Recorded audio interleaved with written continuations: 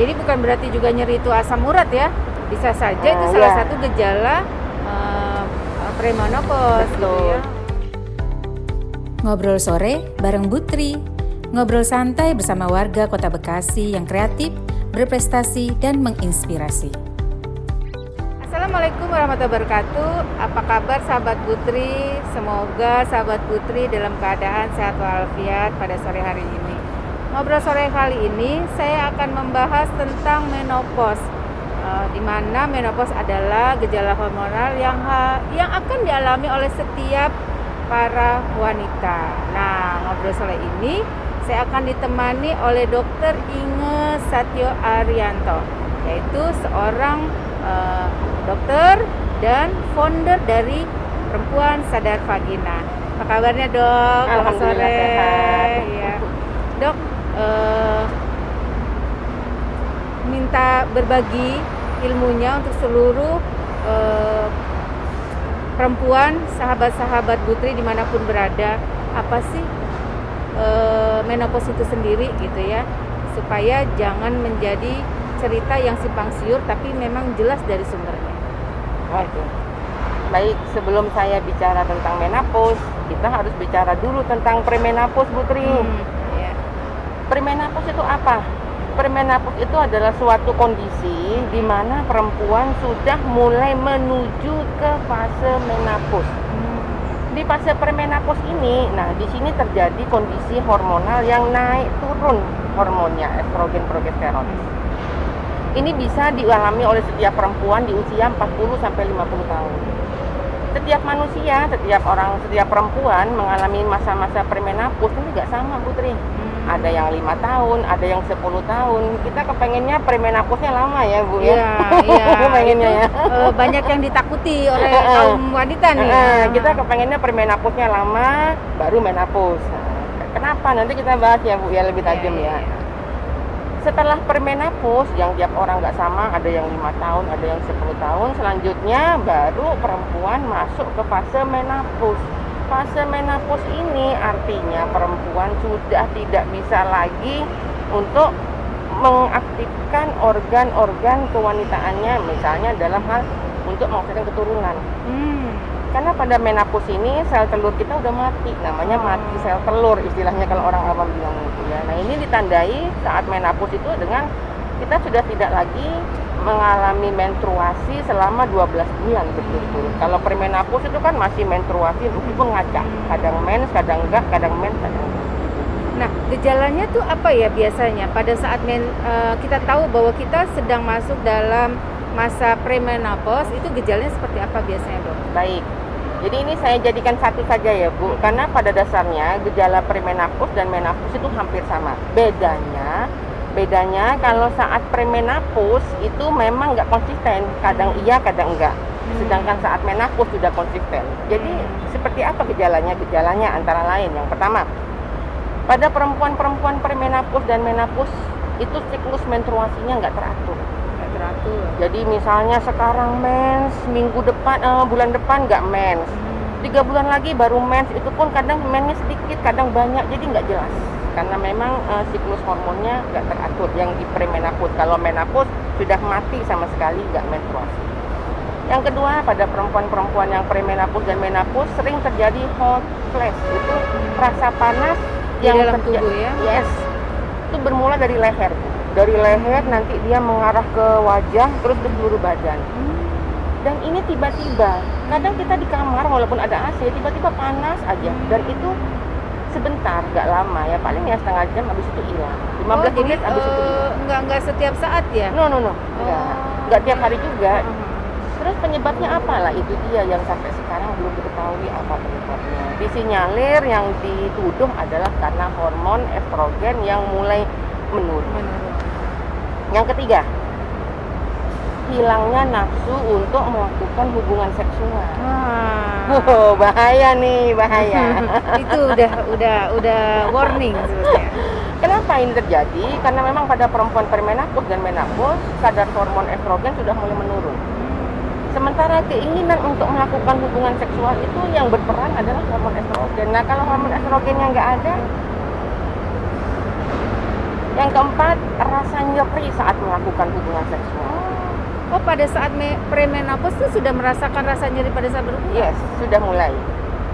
Tapi memang nggak konsisten. Kalau saat menopause kan konsisten nyeri terus. Kalau premenopause itu nggak konsisten, kadang nyeri, kadang enggak.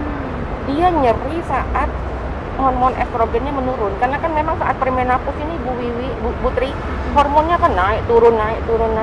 Saat hormon estrogen turun, rasa nyeri itu terjadi. Kenapa kok terjadi rasa nyeri? Karena pada perempuan premenopause dan menopause saat estrogennya turun, vagina tidak bisa menghasilkan pelumas alami. Sementara estrogen ini yang mengakibatkan vagina bisa menghasilkan pelumas alami. Rasa nyeri dihasilkan dari situ. Yang kelima, gampang emosi. Saya ngomongnya hati-hati, saya ini gampang emosi. Karena tidak bisa kita pungkiri ya Bu Wiwi ya, biasanya kan ya seperti Bu Tri ini kan, rata-rata pada para pejabat itu kan sudah di usia-usia Bu Tri Premenopause gitu ya. Jadi kumpulan orang-orang menopause. Jadi jangan heran kalau misalnya kok ini cuma nyenggol dikit kok sudah meledak. Karena memang hormonnya sudah mulai naik turun, bahkan bisa turun untuk orang menopause. Jadi memang pada orang-orang premenopause dan menopause itu memang gampang cemas, sensitifnya lebih tinggi ya, secara psikologi ya. Yes. Padahal biasanya dia sabar orangnya, tapi saat menopause yang sabar bisa jadi gampang meledak. Apalagi ditambah karena misalnya malam dia susah tidur. Sudah makin mengalami insomnia juga ya. Ya, selanjutnya memang insomnia, susah tidur. Kadar estrogen yang turun membuat perempuan susah tidur. Sehingga siangnya lemes, beraktivitas itu kayak malas. Sehingga jadi kesannya kurang bergairah gitu dalam kehidupan. Betul. Karena memang susah tidur itu karena untuk orang-orang premenopause seperti itu. Selanjutnya sering nyeri dada. Oh, nyeri dada. Ya, kenapa? Hampir jadi kayak jantung gitu. Ya, betul. Kenapa demikian? Karena pada perempuan premenopause dan menopause kadar hormon estrogen udah mulai turun. Jangan lupa Ibu, hormon estrogen membuat pembuluh darah menjadi lebih elastis. Coba bayangkan, kita pikir-pikir, jarang kan ibu yang mati muda, adanya suami mati muda. Karena memang pada perempuan yang masih belum menopause itu kan estrogennya bagus, jadi pembuluh darahnya elastis. Pada perempuan menopause estrogennya menurun, pembuluh darahnya sudah kaku. Makanya gampang terjadi keluhan pada jantung. Selanjutnya suka ngompol. Oh, karena sudah kendor. Iya, betul. Karena memang karet sphincter di saluran kencing sudah mulai dol kan. Kata orang Jawa dol. Ya karena memang hormonnya sudah mulai turun. Oh, itu salah satu ciri-ciri juga ya? Iya, gangguan pada saluran kencing. Selain itu yang tidak bisa kita lupakan adalah nyeri yang tiba-tiba terjadi pada persendian.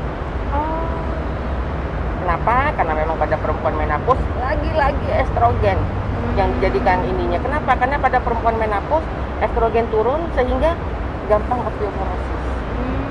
Jadi bukan berarti juga nyeri itu asam urat ya?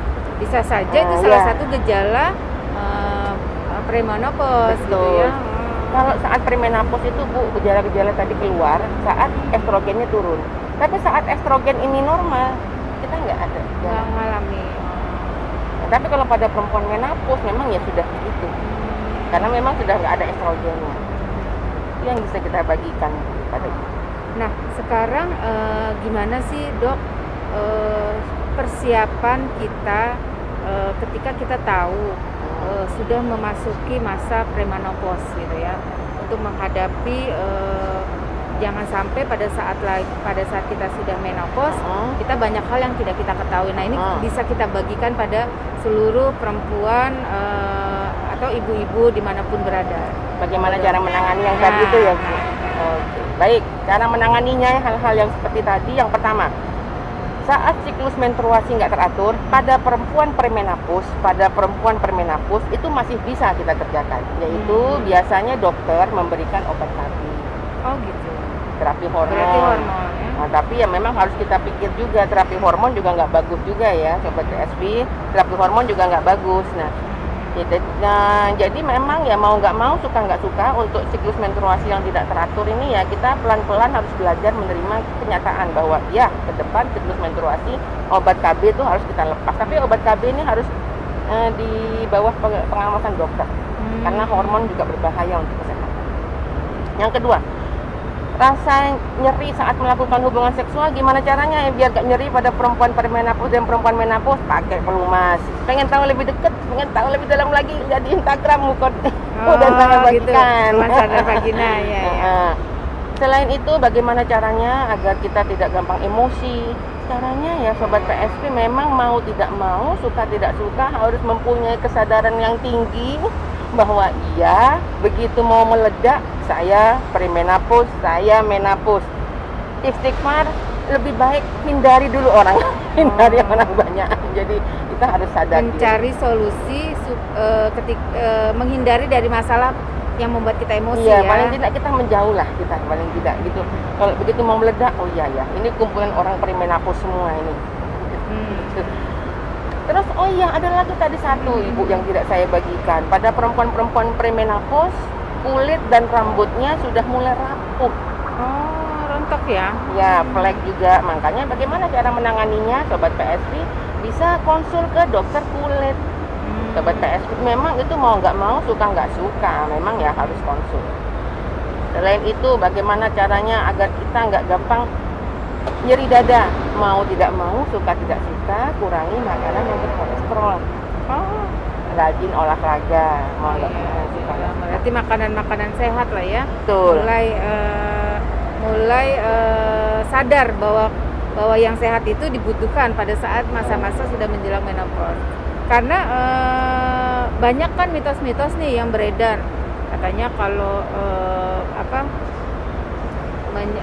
sudah menopause itu sudah tidak bisa sama sekali berhubungan intim, sehingga itu yang membuat yang banyak ditakutkan para ibu-ibu, nanti bagaimana dengan suaminya. Nah, ini benar nggak, Dok?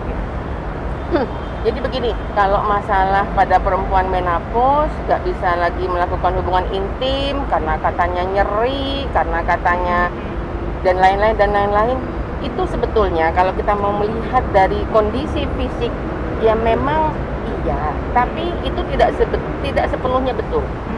Kita sebagai perempuan yang cerdas harus bisa mencarikan solusi. Memang saat kita menopause rasa nyeri itu pasti ada karena memang vaginanya udah kering. Tidak bisa lagi menghasilkan pelumas sendiri. Sementara hubungan seksual itu masih dibutuhkan oleh suami.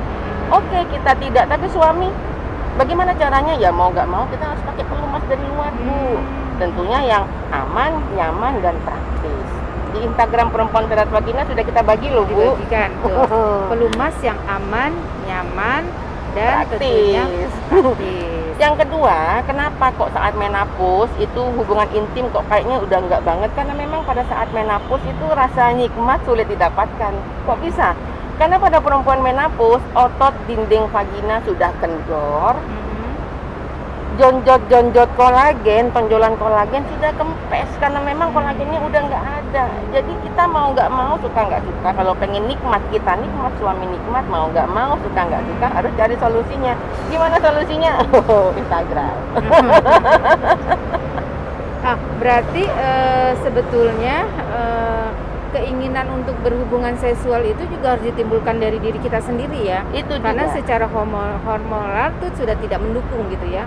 Artinya harus ada keinginan kita untuk memberikan pelayanan yang terbaik dan memuaskan buat pasangan gitu. Dengan memakai pelumas, terus kemudian mungkin kita juga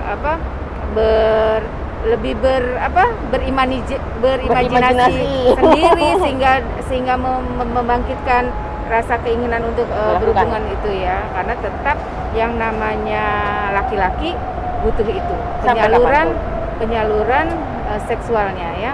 Nah, terus sebetulnya nih, Dok, gimana caranya? Kan sekarang nih banyak nih saya dengar, saya baca, kemudian bahwa ibu-ibu juga banyak yang usianya masih muda tapi sudah mengalami menopause. Nah, itu biasanya disebabkan oleh faktor apa ya, Dok? Ada beberapa faktor yang dapat membuat perempuan lebih cepat mengalami menopause. Yang pertama, merokok. Oh, merokok. Sekarang banyak loh, Bu Tri, Sobat Iya, PSV, perempuan anak-anak yang muda merokok. yang merokok ya. Jangan salah, dari racun di rokok itu dapat membuat sel-sel foliker di ovarium itu cepat mati. Yang menghasilkan hormon estrogen itu sel folikel telur. Nah, racun di rokok dapat membuat sel telur cepat mati. Yang sebenarnya sel telur itu sampai usia 50 tahun bisa menghasilkan hormon estrogen. Pada perempuan yang perokok itu terpapar racun, dia bisa lebih cepat mati. Masih mau ngerokok? Yang kedua, patogenetik. Nah, itu kalau udah bakat ya, ada orang tua yang memang orang tuanya memang umur 45 tahun sudah habis sel telurnya ya, patogenetik. Yang ketiga, habis melakukan terapi kemoterapi. Pada terapi kemoterapi, terapi kanker, terapi tumor, nah radiasi dapat membuat sel telur menjadi mati. Tapi memang nggak langsung, Bu, itu butuh waktu beberapa bulan setelah radiasi baru menopause. Selanjutnya histerektomi. Histerektomi ini operasi pengangkatan rahim secara keseluruhan. Perempuan yang mengalami operasi angkat rahim itu nggak beberapa lama gampang menopause. Kita juga nggak tahu kenapa kok angkat rahim itu bisa bikin menopause sampai detik ini masih dalam penelitian. Selanjutnya operasi pengangkatan hidung telur. Nah, kalau hidung telurnya diangkat ya udah pastilah kita menopause, estrogennya nggak ada. Jadi 6 hal inilah. Oh, ada lagi satu lagi, gaya hidup. Oh, gaya hidup. Nah, gampang yang stres. Sekarang banyak dialami perempuan zaman sekarang ya. Ya, gaya hidupnya Gaya itu ya hidup. tadi ya. Gaya hidup nggak sehat, gampang stres, terus ya berpikiran negatif gitu. Oh, berpengaruh ternyata. Berpengaruh.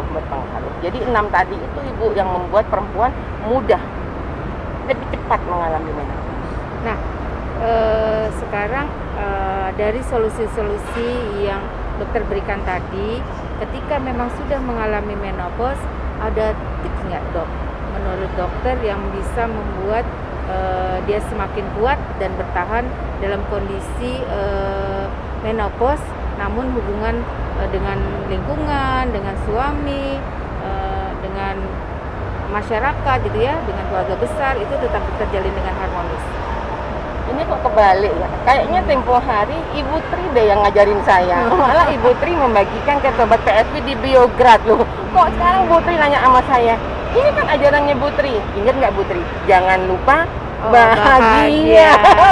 Ini ajarannya Bu Tri. Iya. Karena kalau orang berbahagia itu bersyukur sebetulnya ya. Mampu menyelesaikan segala tugas-tugasnya, kemudian bersyukur sehingga timbul aura bahagia. Jadi apapun kondisinya harus disyukuri, harus dinikmati, dan pasti juga bahagia. Nah, sahabat Putri, dari obrolan saya bersama Dr. Inge di sore hari ini, banyak hal yang bisa kita ambil. Jangan kita takut pada bayangan atau sesuatu yang kita tidak tahu dari mana sumbernya, sehingga kita hidup dalam ketakutan itu sendiri, apalagi kita belum pernah mengalaminya. Jadi hindari mitos, kembali ke medis, dan jangan lupa bahagia, karena orang yang berbahagia itu adalah orang yang sukses menyelesaikan semua masalah-masalahnya, kemudian dia bersyukur sehingga timbul aura bahagia, dan sehingga bisa menikmati apa yang sedang dialami di dalam kehidupannya. Untuk lebih jauh tahu tentang menopause dan kewanitaan itu sendiri, bisa follow Instagramnya Perempuan Sadar Vagina Dr. Inge bersama para timnya akan memberikan rasa penasaran dan memberitahu apa yang menjadi pertanyaan-pertanyaan dari sahabat Putri semua. Sekali lagi, jangan lupa bahagia. Assalamualaikum warahmatullahi wabarakatuh. Untuk teman-teman perempuan dimanapun berada, saat ini kondisi sedang pandemi, bukan berarti kita tidak bisa memberikan kontribusi kepada negeri ini, kepada diri kita sendiri. Untuk yang ingin mengetahui lebih lanjut tentang bagaimana caranya untuk kesehatan organ paling penting untuk perempuan, kami pun memberikan webinar kepada seluruh perempuan dimanapun berada. Bisa DM di Perempuan Sadar Vagina, nanti kami akan bantu untuk memberikan yang terbaik untuk perempuan dimanapun berada. Terima kasih.